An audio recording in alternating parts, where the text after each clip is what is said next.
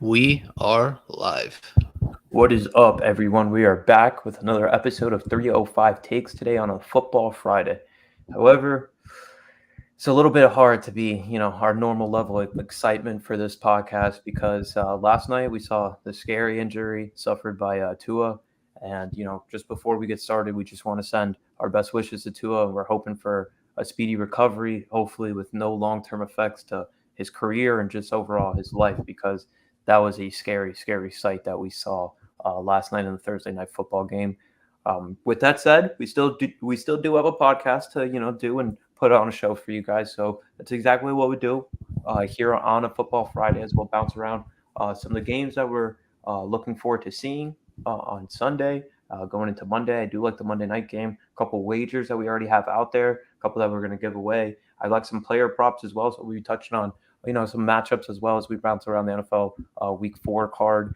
And but let's start off with what we saw last night, the game that kicked off the Week 4 of the NFL schedule, which was the Dolphins traveling to Cincinnati to face the Bengals. Angel, I'll start with you.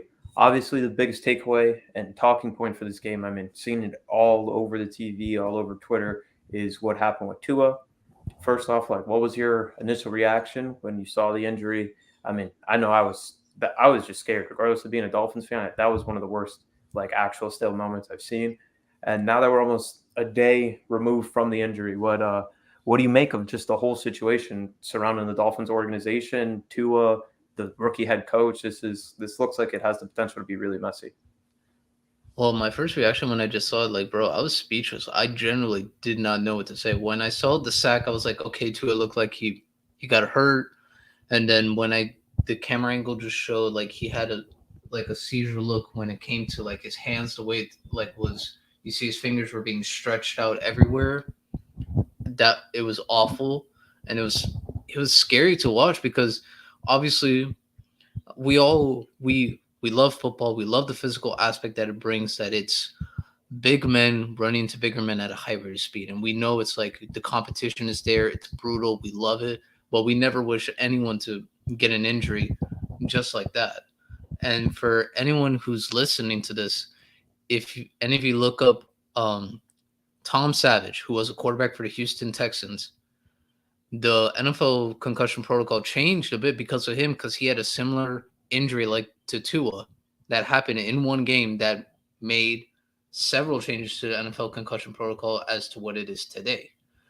But aside from that, just when I saw it, I felt so bad for Tua because we talked off air and I told you yesterday in through text, he's finally getting an opportunity to showcase the NFL world that he is the franchise quarterback of the Dolphins for the future, and that he is should be in that conversation with a Herbert, a Burrow. He's getting an opportunity to do that, and then this happens, and it's sad to say because we don't know when he's going to be back on the field. We really don't know.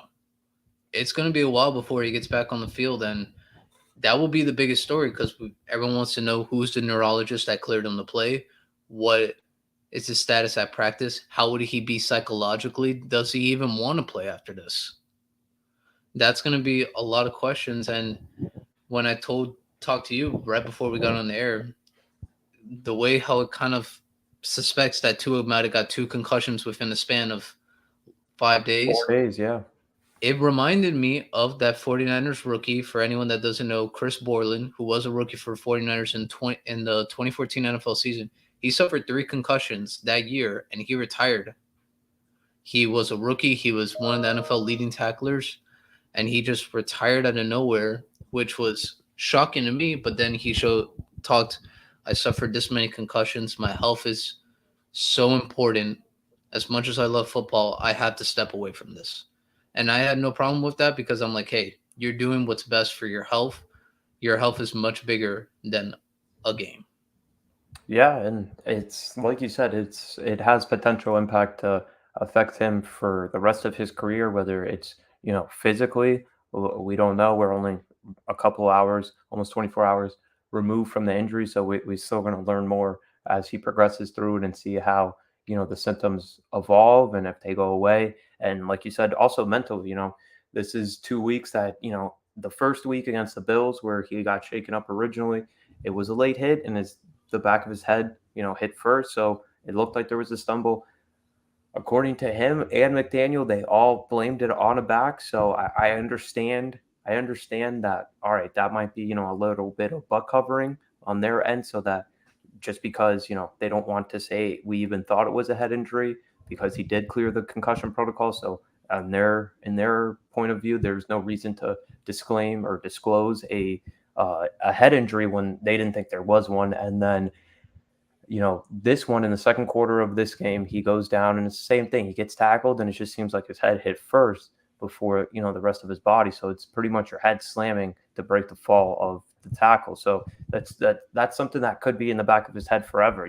And as a quarterback, you need to be able to keep your eyes downfield and not ever worry about the pressure that's coming to you. Obviously, you want to have a feel for it so that you're not, getting hit blindside, but you need to keep your eyes downfield to be a successful quarterback. So who knows the ramifications of this long term for Tua? I just really want him to get healthy. I think he touched on a couple important parts about just what the clearance protocol is going to be now, because there's questions about how he got cleared for the first game in Buffalo. And then there's going to be questions about if it's too early for him to be cleared. Who knows? Who's going to be in charge of that process? Does the league just completely take it over, even though they sort of already kind of do, because there's supposed to be an independent team doctor on the sideline for every team, which Yeah. hypothetically means that because they're independent, they work for the league. They don't necessarily work for an organization Yeah. or a team. So it'll be very interesting. And a couple things that I wanted to read while we're on air. JC Treader, NFL Player Association president, tweeted out a statement. We are all outraged by what we saw, what we have seen the last several days, and scared for the safety of one of our brothers. What everyone saw both Sunday and last night were quote unquote no-go symptoms within our concussion protocol. The protocols exist to protect our player, and that is why we initiated an investigation. Our job as the NFL Players Association is to take every possible measure to get the facts and hold those responsible accountable. We need to figure out how and why the decision were made last Sunday to allow a player with a no-go symptom back onto the field. So that's how the NFL Yeah. Players Association released a statement today. I believe he tweeted that out. 1:52 is the time that he tweeted that out, and this is just something I wanted to read. This was released Wednesday before the game. This is from the NFL Executive Vice President Jeff Miller. He says about the process of going ahead and going up with that appeal from the NFL Players Association. He says this process usually takes a week or two to make sure that we spent enough time with all the people that were involved in the protocol and the evaluation to get a sense as to whether it was followed. He continues to say, every indication from our perspective is that it was followed. I know that the player, the coach, and others have spoken to us, and he continued by saying the formal answer to this question would come in the next week or two.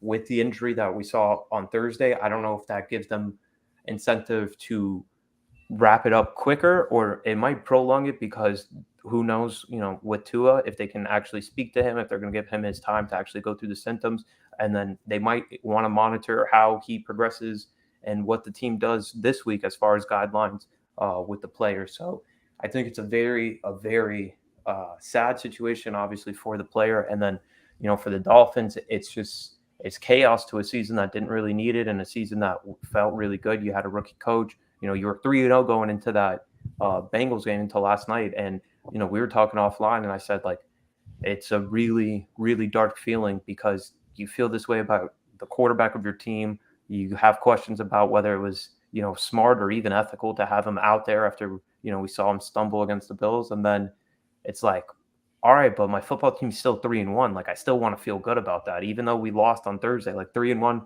after 4 weeks is, pretty much icing on the cake for a rookie head coach and a quarterback that you had questions about, like you said, was able to finally start to showcase his skills. And one of the reasons he was able to is because we thought he was finally healthy, and now this just dampers it again. So I really do feel bad for Tua. It's a situation that obviously he didn't want to be in, and now the question is going to be every time that he's playing is his injury history. Obviously, we know the injuries he sustained in college. I felt it took him a little bit more time than it did to properly heal. And then now the NFL, this is definitely going to be something that is going to be watched. And now with the way this looks, bro, this is a bombshell for the Dolphins because everyone's gonna want to know who is the independent neurologist that cleared Tua to play for the Bills. And obviously, I understand from the part of like the Dolphins side, if he had a concussion protocol, he was not going to be cleared to play on Thursday. If he got it on Sunday, he was not going to be cleared on time for Thursday. But sometimes, like, I understand you want to go out and win, and I'm pretty sure Tua did. He always said, "I'm fine, I'm fine." But I want to bring up a point that Andrew Whitworth said yesterday. He said he knew all the questions to the concussion protocol test before he even got in there. So that way, whenever time he did get a concussion, he could just answer them good and he could just go right back on the field. Do I feel Tua did that at a game against Buffalo? Could be. I don't know for sure. We'll go off of whatever the reports come out from the NFL and the NFLPA. But man, it's hard to watch and it's hard to talk about because we never want to see this happen to any player. I want every player to get their fair shot at the NFL. You made it there. You clearly deserve an opportunity to showcase what you can do against every other pro. And now, I mean, now the question is probably in even the back of the Dolphins' mind: Do we even draft? Do we have to draft another quarterback now? So that way we can just save Tua from himself. Yeah, it's gonna be very fascinating to see how this does play out because there's a lot of questions to go around about Tua's long-term health, if the organization is potentially going to face any type of disciplinary action from the league. What does this mean for the rookie head coach? What does this mean for the team chemistry moving forward? Because, as much as we could say going into this offseason that, they were hyping up Tua because that's just their guy, but it did seem like there was generally a belief behind this guy. Like they wanted to show the world like what this team was made of, and they wanted to be led by this quarterback.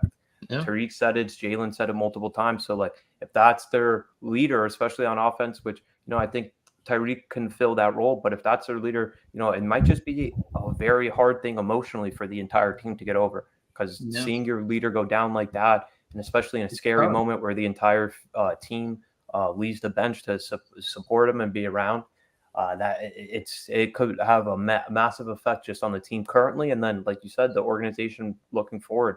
Does this alter any long-term plans that you might have had just, a couple of hours ago, 24 hours ago, where you think this might be your franchise quarterback? And now every season he's been in the NFL, there's been at least an injury that's kept him out. I'm assuming this one is going to keep him out just based on the severity of the injury and the seriousness of it. So it is definitely going to have ramifications that are going to be felt for a long time.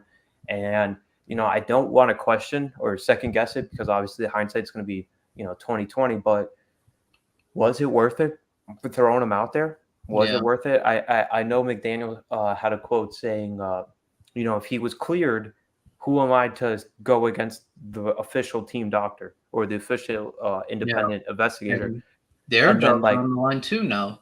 Yeah, and if I go against him, and McDaniel was saying if he goes against him, so when is he magically how is McDaniel supposed to magically say, oh, now I think he's cleared? So it's a delicate situation, and I'm sorry. Again, very sorry it happened, but I do think we spent enough time on it and said everything really that we can say at this point until more information comes out, and we'll be following the situation as new developments come in. But we could focus a little bit on the game that we did see. The Bengals did pull out a victory, 27-15 at home to move to 2-2 on the season. Dolphins dropped their first game of the NFL season, go to 3-1.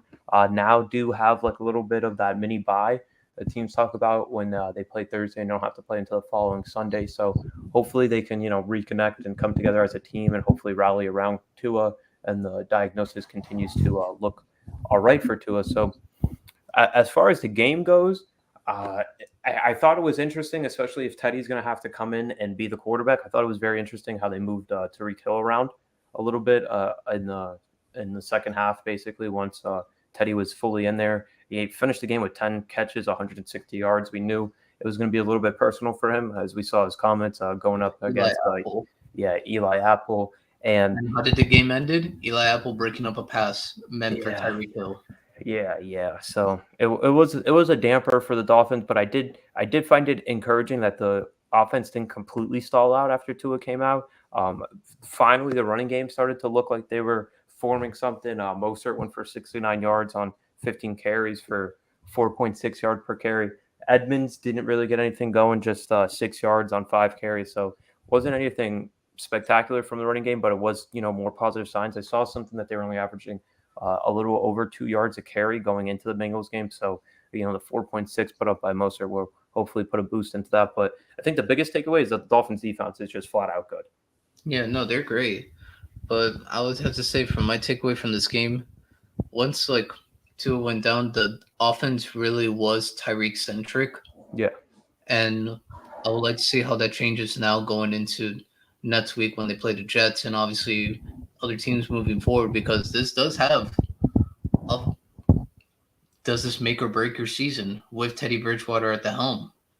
Because I And think if the Dolphins could at least get 2 wins in the next 4 games, I feel like it's fine with Teddy at quarterback.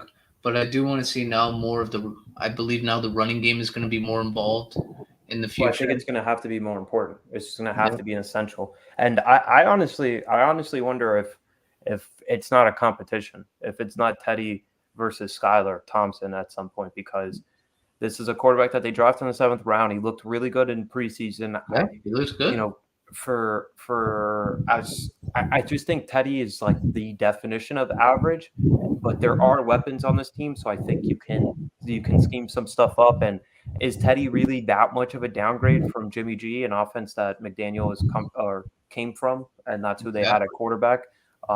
And then also to the Hill point, hopefully Waddle gets a little bit more healthy. He wasn't on the field a lot, like his usual production would indicate, but he was questionable going into the game. So if his health returns, I think they're going to lean on those two heavy and scheme them up a lot just to get the ball in their hands and see if they can, help out the offense. Because even that deep ball that Teddy threw to Tyreek, that Tyreek made that Yeah, incredible concentration catch, was not the prettiest deep ball. So I don't think they're going to be testing vertically too much going forward. yeah, I don't think so either. And it kind of showed last night. It was a lot of short passes, intermediate stuff. Mike Gesicki actually got a lot involved in the game, a lot more than the previous games. And in terms of the Dolphins' defense, they they tried what they could. I feel like they were still gassed from Sunday because they came from a game of playing 40 minutes on the field. Now you're coming back into another game where your defense is on the field the majority of this first half and second half. So I definitely feel like that wear and tear is definitely gonna took a toll on them, and as of why they led to so many points. And I think it's fine. This kind of loss, it kind of showed some the Dolphins, hey, these are where some of your flaws are. That sometimes the offense is a little centric around this person, and the defense, it's like, hey, you guys are good, but this is where some areas you can really improve on. And it showed now that teams like that have a quarterback and a receiver, they're gonna go after Xavier Howard because they know, hey, he's got a groin injury. Yeah, he's We're not gonna expose it, 100%. and that's what they did last night. The Bengals were very, very aggressive on that, as they should be. If you The know play a right player's after, injured, yeah, you have to go after it. Not in the sense of like to injure them, but hey, if they're playing on the field, if you know, hey, with this injury, they're not going to move that fast in this part yeah, attack a of the weakness. game, attack it. Yeah, and the play right after Tua went down, it was I believe 58-yard pass for a Yeah, touchdown, T.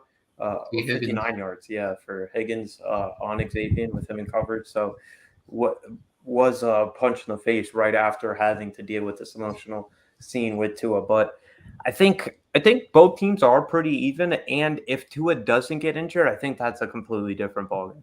I It's don't think the different. score, the winning margin is as much as it is. And I do once again feel bad for Tua because not only did he get injured in that way, but he also, I'm sure, wants to prove himself against Burrow, the guy that was picked number one and going into their college years, their college, final years in college. Tua was clearly the number one pick, and Burrow is the one that burst onto the scene. So we don't really, and you know, Burrow beat that Alabama team that it was insanely stacked, as long as along with his LSU team that was crazy stacked. So I'm sure that's in the back of his head as well, that he didn't get to finish the game against the guy that was picked 4 spots ahead or 3 spots ahead of him. Yep, and this would have been a good challenge for the Dolphins because it's like, all right, these are the reigning AFC champions. If a win like this is a statement, yes, the Buffalo and the Ravens were a statement, but this shows, hey, we beat three teams that are considered favorites to come out of the AFC. Obviously, the Bengals haven't looked good so far this year. This is Yeah. including Thursday night. From the Bengals' perspective, I feel like the offense, if it does what it did last night more consistently, I do feel like they can get a lot of wins because their offense is getting out the ball quick, getting Joe Mixon way more involved in the game. I feel like it does help them out in the future. But I don't know because you have big play receivers and they're going to want the ball because Jamar Chase cannot go that many games with what? I don't. I think he ended up with like 2 catches. I think a little bit more because I think he got a couple late ones in that last drive. He went for 4 targets, 4 receptions. Oh no, that's Mixon. Sorry, he had 6 targets, 4 receptions for 81 yards and 0 touchdowns. So it's not been the same. It's not been the same production that we saw for him last year, certainly.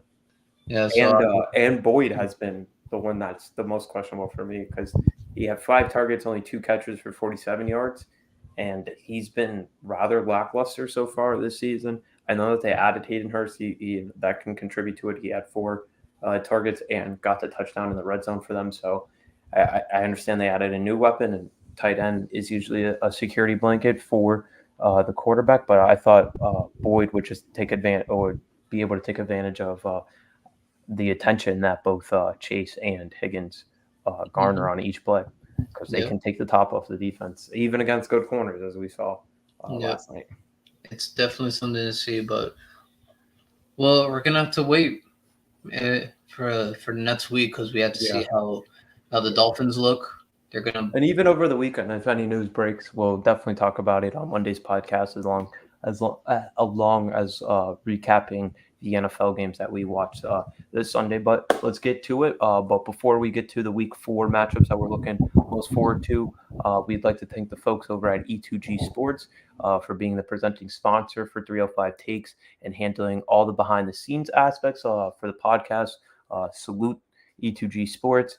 And as a reminder to the audience, this show is live on YouTube on Mondays at 2:30 to recap everything that we saw that took place in the NFL weekend, really all of football. If we see anything interesting in college, we'll give that a shout out too, because what else is there really to do on the weekends when football starts other than just to sit in front of your couch and just digest everything that's going on in the screen in front of you. We are also live every Friday. As you're listening right now, we go live on Fridays for Football Fridays at 3 p.m. Well, you guys can check us out on YouTube. Once again, we are presented to you by E2G Sports Angel. With that being said, let's move on to some games that we are looking forward to this weekend. I think this weekend is a very, very, I'm not going to call it bad, but I think it has a very interesting way of playing out. I like a lot of underdogs if we're talking about betting. I don't really like a lot of the favorites if we're being honest. And I think this week has potential to be a week where we do see a lot of quote unquote upsets because we're into Week 4 now. We've seen teams play 3 times. A lot of people are going to think that they know a lot about these teams, and Yeah. 3 games is, a decent sample size. You would like a little bit more, but I think people are going to start thinking they have these teams figured out. So let me start with you. What do you think, or what game are you looking forward to most this weekend? I'm actually gonna go to Pennsylvania for this week, and I'm actually excited for the Jacksonville Jaguars against the Philadelphia Eagles. I like what I'm seeing on tape from the Jaguars. The Eagles are putting out a very good tape as well, and I'm actually curious. I mean, Trevor Lawrence, he's looked very good this year. Jalen Hurts has looked good. The weapons for Jacksonville, they've all been productive. Same goes for the Eagles. The defense for the Eagles is clearly much better than what Jacksonville has put out there, but Jacksonville's defense has been I like Jack. solid. Yeah, I like Jacksonville's defense, honestly. So, I mean, out of all games, I would have to say, outside of like some of the big name ones that you're going to see at like 4 o'clock and the other 1 o'clock game, I think you might mention, I actually like this. I think this could be a very good game that's some people are talking about, but not many people are talking about. Yeah, and you didn't even mention the most intriguing part for me, which is the Doug Peterson revenge game, going Mhm. back to Philadelphia, the place he won a Super Bowl for. So I'm sure he's gonna have his guys motivated to go in there and try to get a W. And I really do like this matchup. Really, I think the Jaguars are one Carson Wentz deep pass away from being 3-0 on the season. And for as dominant as the Eagles have looked in some of these games, they kind of take their foot off the gas. They In do. that Vikings game, they didn't really score in the second half. I don't think they even scored in the second half of that Vikings game. They just had such a dominant lead going into the halftime that they didn't really need it. And Last then, week against the Commanders. yeah, last week against the Commanders, they were basically in cruise control from the second quarter on because I don't know what's going on in Washington, and that has the potential to be very ugly very quickly. So I think you could throw that one out a little bit. I would say this is going to be probably one of their tougher tests so far in the season. I know that Vikings offense is good, but they were able to shut them down rather easily. But the Vikings just ran such a weird defense in that game. I don't expect the same thing from the Jaguars. And the Jaguars defensive coordinator, the I believe he was with the Cowboys last year, and they beat Hurts twice. Let me just double check that for you. So I do like, again, my playing into my theme as the underdogs this week. I do like the Jaguars uh, getting 6 points, 6.5 points. Yeah. If I could get that up to a touchdown, I'd be absolutely in love Oh with yeah, it. I could be So all over that. That's yeah, a so bet. hopefully they take some more money, the Eagles, as we go into the weekend, because I could see that happening as teams are as the team is 3-0. So hopefully that does happen, so we can get them at 3-0. Um, the so the defensive coordinator for the Eagles was actually the linebackers coach for the Buccaneers last year, and we saw how Hurts looked in that playoff game. So, if there's anything to take away from that, they did make him look very subpar in that game. So, who knows if that can carry over? But I do like the Jags in this week. Yeah.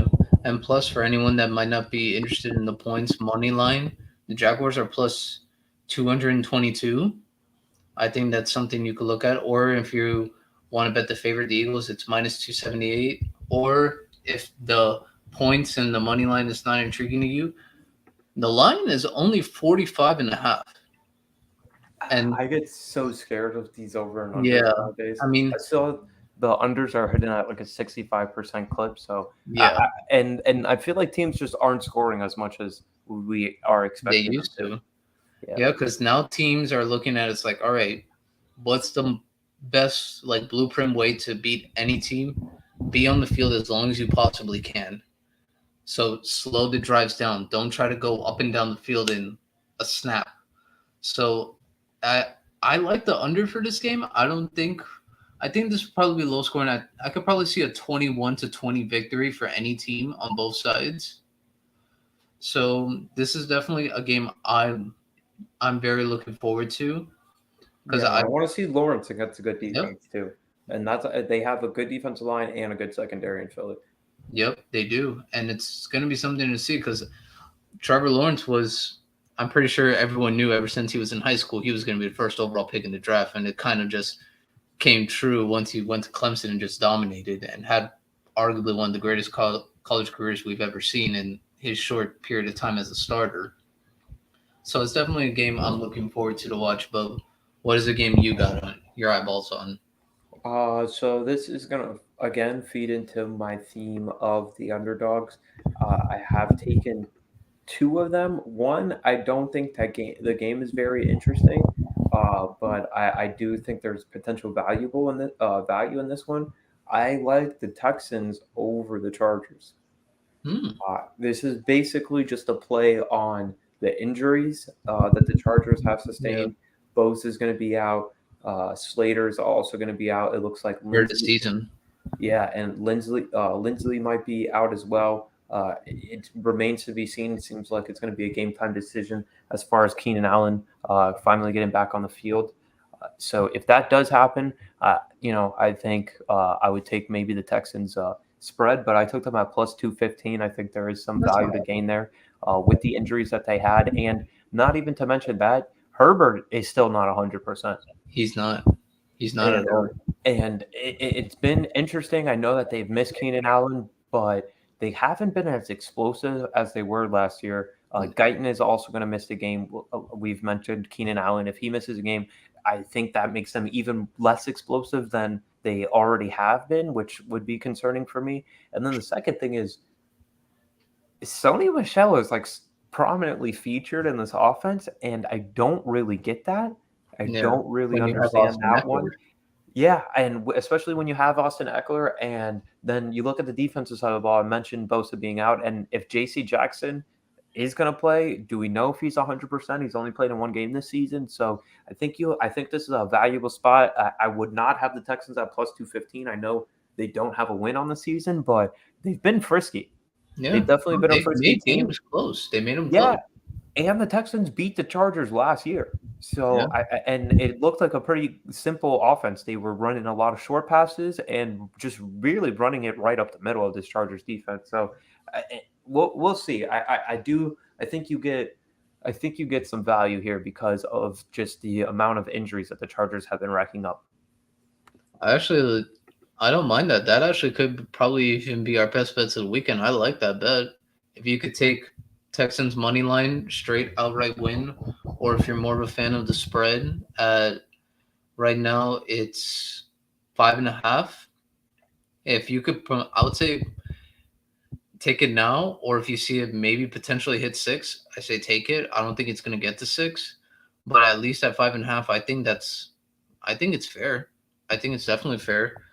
I could see them either winning by a field goal or maybe 4 points at the end. So I definitely could see that for the Texans. That's actually a good one. I like that. Yeah, something especially because plus 200, you usually have to like really talk yourself into it because you're like, they're You're this not big of getting an as much underdog. as you Yeah, want. yeah, they're this big as an underdog for a reason. You're usually having a bet against a team that's just, I think, a little bit better than what this Chargers team currently is. And then if you're not a fan of taking the money line in this one, there are some prop bets that I think that could potentially hit. Um, for some reason, I'm seeing Justin Herbert rushing yards only at 1.5. And I understand that he is banged up, but he literally has to get 2 yards for that to Yeah. cash. I think that, and You could especially put like with a quick $5 on that one. I think that one has a potential to hit and be a no sweat type of bet, and especially because we've mentioned the weapons being out. I could see him being like guys not getting open and him having to scramble, even though he is injured. So I like just having to get 2 yards for that one to cash. And I like it just because it's plus money over 1.5 touchdowns for Davis Mills. I could see that. Yeah. I don't have the most faith in their passing game, and I know he threw a big interception late in the Lovie Smith Revenge Bowl against the Bears last week. But I do think that they're going to be able to get into the red zone a couple of times, and hopefully 2 of those times will end in a Davis Mills completed touchdown pass. That's not bad. Oh, dang, that's really good. I don't think my next game is going to be comparable to that one. For anyone that didn't know today, Jameis Winston and Michael Thomas were ruled out for the Sunday morning game here in the United States because the game will be played in London against the Vikings. I actually like Vikings -3. I like it. I think it's a good bet. Does this count as a prime time game for Kirk? I need to know. I need to know if this is considered prime time because he's the only game in the time Technically, slot. yes, because it's the only game that's going to be on TV. The only thing it'll be at 9 in the morning, so it's like, hey, it's at 9 in the morning. It's not 8 o'clock at night. Yeah, 9 in the morning on a different continent. I mean, if you guys want to put this on a parlay, it's -165. I don't think it's that big of a risk. I think it's I like Jarvis Landry over receiving yards, and I love Olave over receiving yards. Olave, that one. It's going to be tough to see just with Andy Dalton at quarterback. Yeah, I'd like the Landry one a little bit more because I feel like Dalton will have the tendency to be a little bit more conservative and know that Jarvis is a guy that doesn't mind working underneath and taking the hard yards. So I do like that. The Olave one is more of a play on the actual spread. If we do expect the Vikings to be, winning by a pretty comfortable margin throughout this game, especially if we go into the fourth quarter, I could see the Saints just going to straight air it out mode. And that's Yeah, when I think Olave could start cooking.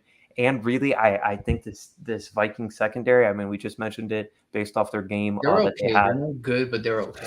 I don't even like any of them. As much as I hate to say it, Patrick Peterson it should have He's retired after last year. Dantzler, I don't really like.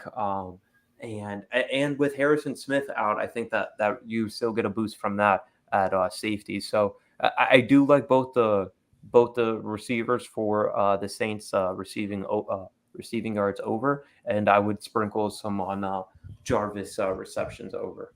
Hmm. I mean, it's definitely something we could watch. I mean, I know I'm gonna watch it.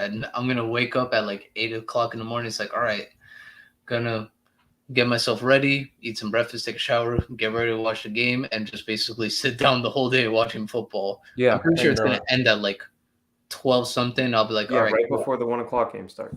Yeah, so cool. it's literally all day football on Sunday. Like from the moment you wake up, if you plan it right, throughout the day will be your day will be consumed Yeah, with football. after like the Vikings Saints game, just grab a little something to eat before lunch, and then eat lunch during the 1 o'clock, 4 o'clock games. Yeah, 4 o'clock, enjoy it. Eight I'm gonna o'clock, be glued to the couch basically from like 10:30 because I do like to watch a little bit of College Game Day on Saturday mornings. So from like 10:30 a.m. till there's a 11 late o'clock game the that I next bet on. day. Yeah, there's a late game that I bet on that I think starts at 11:15. It's a Pac-12 game on Saturday, so that's at least 12 hours just chilling out on the couch. And then Sunday, you're telling me I gotta start it all over an hour earlier at 9:30 to watch this Vikings game.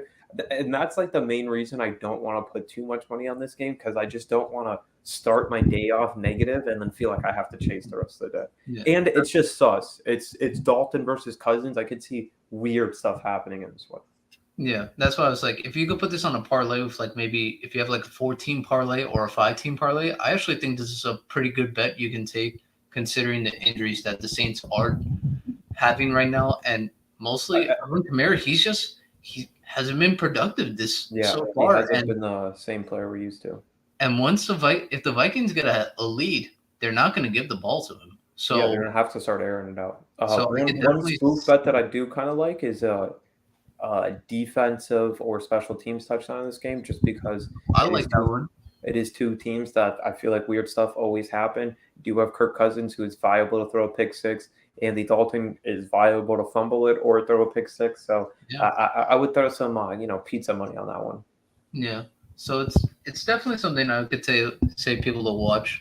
But just before we go into our last topic, I want to talk to everyone. And yesterday I sent Myles a video, and it was probably I could tell for us since we sports bet, I'm bound to go there at least like maybe once or twice in my life. So there's a casino in Vegas where it's like it's a couple of stories of like sitting and everything, but you just see this ginormous wall. It's all TVs and it's every game you can think of, it's on the TV. Yeah, And I was a like, oh my, continuous stream. Yeah. like I would But I go, feel like they should open. I get that they might not be as lavish as the ones in Vegas because that's what Vegas is built on. But I feel like as the sports books start becoming more and more legal and they start becoming accessible look to more in everybody in the Miami. states, there has to be they have to have a room where you can place bets live, watch the games, follow it live, follow your bet that you already placed live, and you know I feel like they have to give you an option where if you want to cash out in person, you can actually go get cash. So at those spots, why not have those type of TVs? But that's a dangerous place for me because if I can literally access everything, I'm going to try to have action on everything. Like Yeah. I know I'm not going to have the self control to just have a game on in front of me and not have action on it because Yeah. you're literally tempting me, like you're begging me to put something on something. And how they put like saying, "Oh, we have reserved seating. You can have like a whole section to yourself." I was like, "Oh man, bro." It's basically like a restaurant booth where you can where you have a table on and circles around so you can keep your view of the TV. You don't have to worry about anything getting in your way, and then order foods. And I'm sure you can order drinks on Yeah. top of that. And we already know that casinos pump oxygen in there to keep you awake and alive. So I might just disappear in that place for 3 days. You might never see me again. Yeah, I know. I'm like, bro, if I'm there, just note I might come back broke. I Well, don't even. that's the thing. That's the thing with Vegas for me is that I absolutely have to I can't go now. Like I need to just be able to be at a point where I'm comfortable, just losing an amount of money right now that I just cannot stomach. Yeah, I just that I'll fly to Vegas with that and just know it's already got yeah, that, expect none of it to be in my pocket when I come back. exactly. Like, just go. All right, this is all I need. But you could come out of there successfully, everyone. You can, if you don't do parlays, because if you just do like single team betting, there's a very good chance you could come out with some money if you know and you really follow college football or NFL. But bro, imagine that place on an NFL Sunday. That place is Yeah, packed. it's definitely packed up, to the gills. It has to be packed up, I'm and pretty sure you have to it make a. probably starts. It probably starts super early because I mean, there you have guys that are Oh, but the good betting thing it's and on the West wagering for. Coast, so Yeah, it is, but that means you're 9:30 in the morning. oh, well, if it was this Sunday, 9:30 in the morning, so 6:30 in the morning. Yeah, you're 6:30 in the morning. You're starting, but you do get to finish what you finish at 7 o'clock Yeah, instead like of or you 11 or finish. 10. Yeah. So it wouldn't be too bad. So, but the only thing is that you're gonna have people that are gonna get there early because they, place wagers for a profession, and it's gonna be packed up in there. You're gonna have people not only rooting for their favorite teams, rooting for They're the bad. teams that they bet on, and who knows how rowdy it gets when people have either fan conflicts or wagers going up against each other. Because And that's when it could get really interesting. Because out in Vegas, you can put as long as you have money to put it down, they'll take that bet. yeah. And then all the people with fantasy implications, they're just going to be like glued to any TV they see one of their guys. Oh, man. It'll Prop be, bet too. Oh my god! Imagine somebody being like a half a yard short of a prop bet. oh, Just my, tears bro, down he all will the lose it. TVs. That person will lose it. Yeah, But so the reason we are talking about that, guys, because we have to transition to the best bets of the weekend. I said a couple of mines. I And have a bunch of bets out this weekend. I have some. I'm sorry to do this to the people because this line no longer exists. But I have the University of Houston who plays tonight. I have them at 2.5. Let's see. I placed this bet on Tuesday. So when the lines really came out for college, for me and my book, I placed it at 2.5. The Tulane quarterback is going to be out. It moved to 4. I've seen it bounce between 4 and 3.5. If it stays at 3.5, I would put a little bit on it, just because of the quarterback situation for Tulane. But the 2.5, I'm sorry to do that to you guys. I wouldn't buy the points. Don't do that to just get it yeah, down to 2.5. But I do like Houston today. Maybe if they get down, it could be a situation, a live bet, possibly, just so we have some action to give out to you guys on Friday. But I got a bunch of college bets out if you want me to give any of those out. I mean, college bets, that's the only thing, bro. College is so hard because you have to go through all the stuff. But I do like some of the bets that they've Vegas has given for Appalachian State because they've actually been solid. They've been solid, and they play insanely competitive games. That Yeah. UNC game week 1, the Hail Mary that they had when game day was there. I mean, no, for anyone, I might bet the over on some of those Appalachian games because they might hit it. But knowing with how Sunbelt they're Fun going, the points are just going up and up and up. So if anything, now you might want to take the under, but you don't know with Appalachian State now because they used to be like bottom feeders. Everyone knew it's like you're playing them. Okay, you're gonna destroy them like except for 65, Michigan, like and 7, except for UM last year. except for last year. But that was the whole thing. But I would say my last best bet, because I did say some of them while we talked about games to watch. I did like the money line going into the Raiders and Broncos game. I did like the money line. I think Broncos at plus 118. I think that is a very solid bet for a team with the Raiders who I feel like they just make constant mistakes throughout the whole game. But they gotta win this one. That's the only reason. The only thing I took on that one, again, this number doesn't exist. It moved. I took 44.5 over at the beginning of the week. I think it's at 44. 45.5 last Yeah, time I checked. 45. Uh, so I still do like the over just because I feel like it's two teams that are They're trying to, desperate. yeah, they're desperate. The Broncos are desperate just to, show that they're not incompetent on offense and that they didn't sign the worst quarterback contract that we've seen so far. And I the mean, Raiders, it's pretty much do or die. yeah. I mean, to go back to your quarterback contract, just look at Eli Manning, aka Chad Powers, said on Monday night they should have paid the punter. Yeah, should have paid $100, 245 million. And I mean, no one had an argument with that because that was one of the most boring football games I've ever seen. Ever seen. It was a That was fun terrible fest. football on Sunday Night Football. And Russ is so corny with the I'm 3-0 against Chad Powers. Powers. Bro, Russ. I was like, well, That's not it, fam. That's not I it. it's like Who are you 3-0 against this year? No one. yeah. No one, fam. I'll say this, like, congratulations, you are 3-0 against Chad Powers. Awesome. But I'll also, like, in the benefit of Chad Powers, how good were his teams when you played him? Well, and if we really want to get petty, he's 2-1 versus in Super Bowl rings versus you. Like if that's what we're really doing, since you want to bring up career all-time record. Like if that's Yeah, what you want to do, you he's guys should be 2-0 in the tied. Super Bowl. You guys should be tied in Super Bowl rings, but you threw an interception at the goal line. If we really want to get petty there, right? Oh man. And I would also say Chad Powers didn't give himself the nickname Mr. Unlimited. I can't stand Russ. I can't stand Russ. No. But hopefully he puts up enough points for me to cover this over, or hopefully the Raiders just blow them out of the water. Yeah, I mean, if not anyone, the Raiders are the favorites in this game. The spread is 2.5. The money line for them is -140. I think you could probably get a solid bet out of them, if not prop bets, because the Broncos are a defensive team first. The Raiders The are prop more of bet an I've been offensive team first. smashing for the Broncos is Jerry Jeudy under receptions. I've been smashing it every single game because it's always at 4.5, and he doesn't come close to 5 catches. Yeah, that one's bad. And then my last bet, this is coming from a little bit of surprise. I like the Jets against the Steelers. I don't get that one. I don't get that one because my book has it at +3, +3 at plus even money +100. So whatever you put down, and I would like it. I want to see what Zach Wilson looks like if he's going to be the quarterback, and I would take it just because you're telling me I'm getting 3 points against Mitch Trubisky led offense like that. And now it's 3.5. Oh yeah, that would definitely intrigue me because 3.5, which means if the Steelers win by a field goal, we still cover. Yeah, like, I would take the points in a hook. I would definitely take the points in a hook.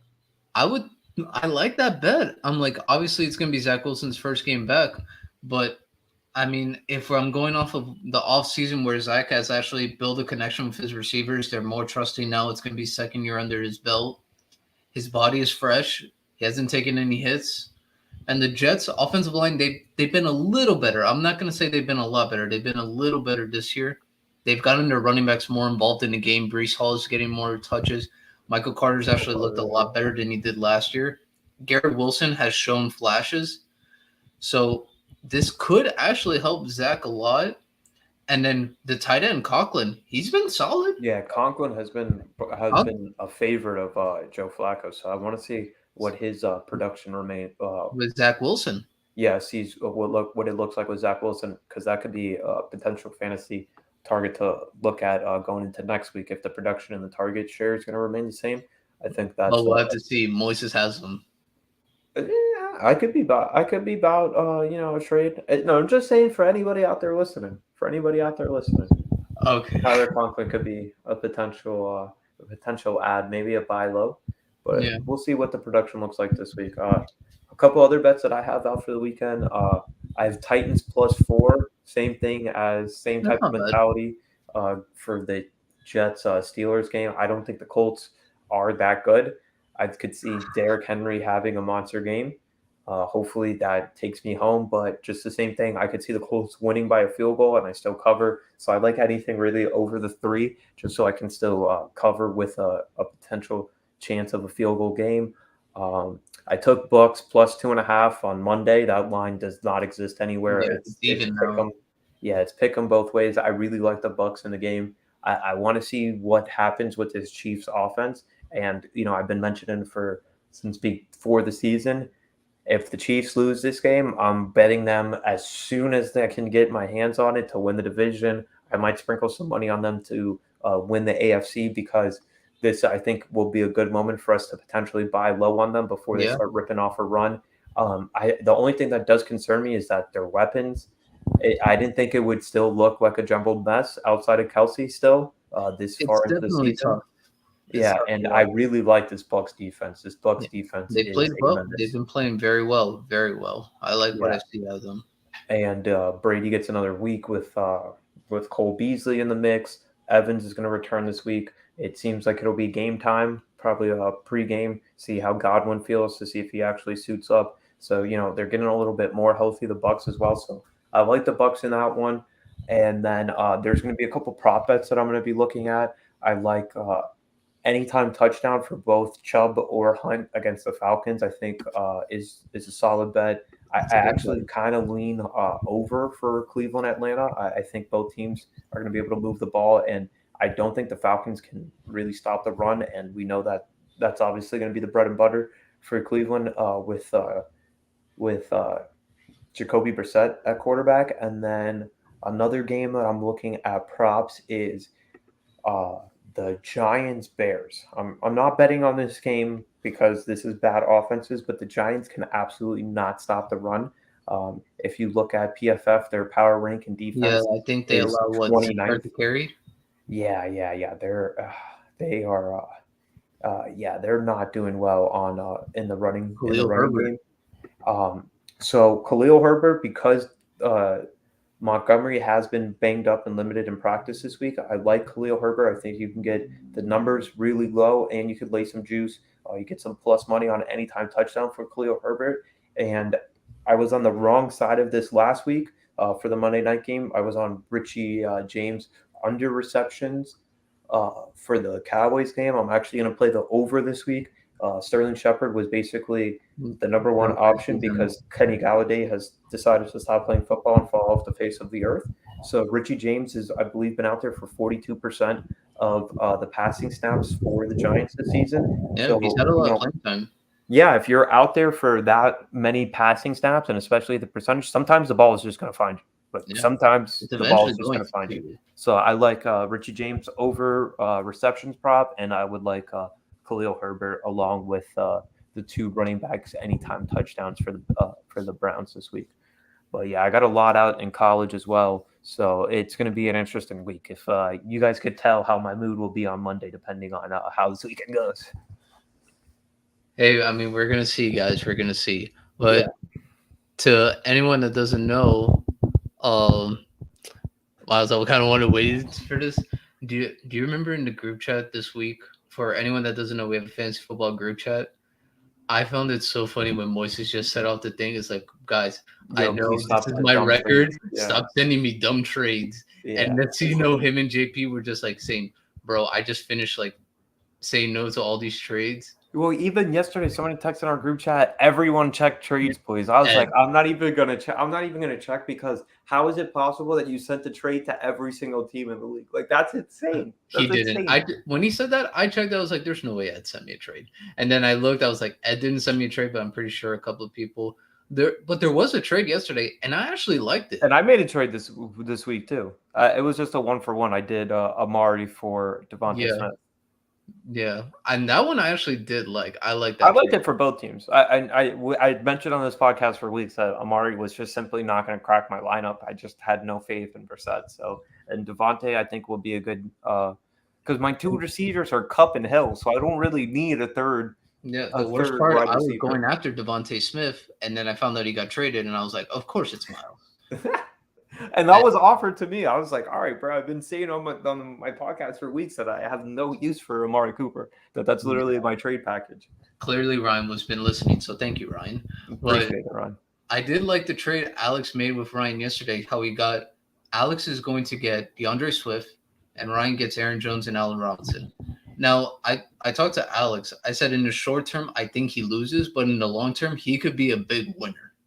Yeah, because the only thing was with Swift, he banged up his shoulder, so we'll see how long it takes him out. But I think the Lions are going to continue to try to run the ball. We saw last week they were really kind of dominating And he the picked up Vikings. Jamal Williams on waivers, so I think No, it's so perfect. He can stream it. Yeah, and I think Williams has the potential of a really big game this week against the Seahawks. I think either one of the running backs, especially if it was Swift, if he was healthy, I think this would be a big confidence boost game for him because I think that the Lions, we saw going into Hard Knocks that Deuce Staley, the running backs coach, Dan Campbell, they spoke very highly of DeAndre Swift, and it seemed like they were challenging him more to stay on the field.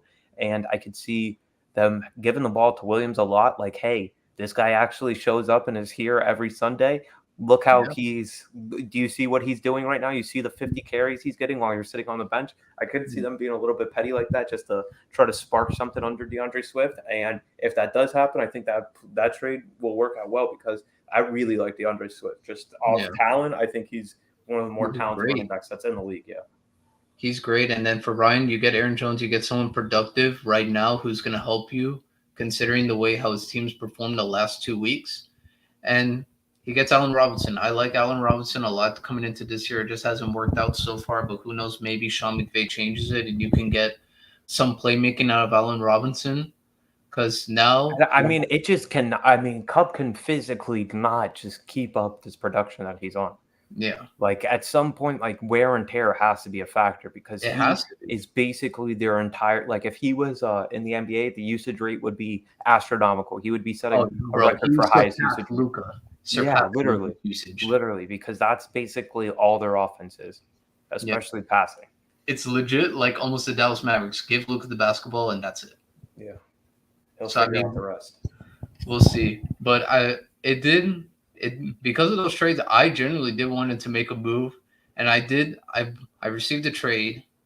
I kept it in because I'm like, all right, it's not a bad trade, but I don't want to do that one now.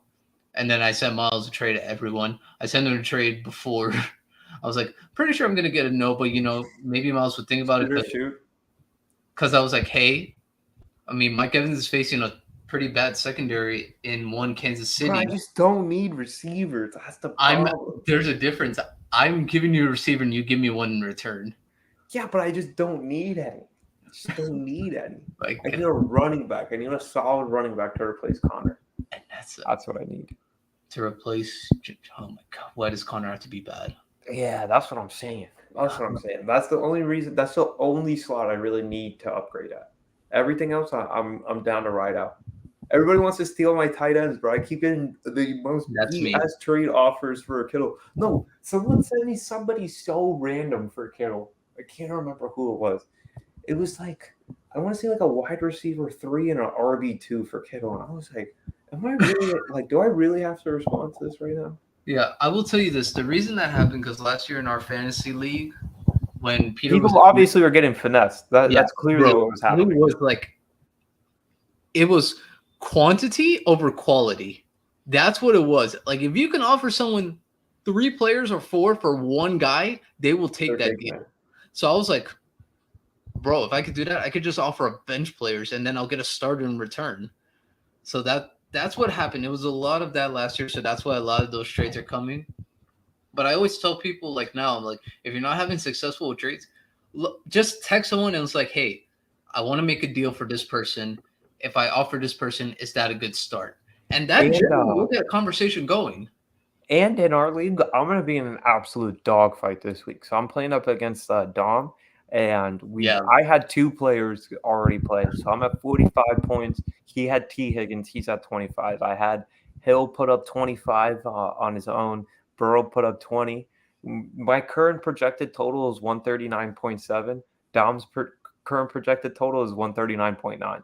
Yeah. So like that is as tight as it could possibly be going into the projection. So we'll see what happens. I don't want to lose back-to-back weeks. I do not want that to be. And I know you want to take that number 1 spot back after. Bro, that's what I was saying, dude. Well, I scored more points. That's what I was saying. I do want that number 1 spot back. Yeah, he did score more points, but I still got to be a 1. I should have won last week. Forget the points. I should just be undefeated. Yeah. But I mean, bro, at least you got points. I had Waddle. Waddle gave me 5.9. And it's nothing to say anything bad about Jalen Waddle. I actually think also once the Tua injury happened, I just think he was mentally out of it. I don't think he wanted to play. Yeah, and I don't think it was 100% in the matchup either. So So I was like, I think the 10 days off will definitely do him well, and he'll be yeah, good. it'll get him well. The only thing I'm just scared is how you talked about Derrick Henry, how we'll have a good game. I'm facing Jonathan Taylor and Derrick Henry. So I was like, oh, man. Jonathan Taylor and Derrick Henry.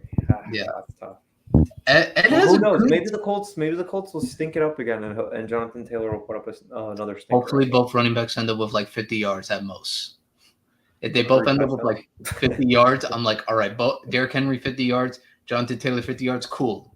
Perfect. What happens if it's just an air raid shootout, but they keep getting stopped at the 2 and they just punch it in? It's like 4 touchdowns. Well, that's even worse. 8 yards combined.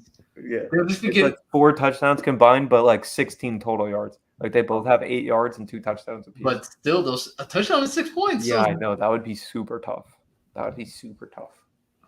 I mean, that's the only thing. You want your running backs to either get a lot of yards or a lot of touchdowns. It's always one of the two.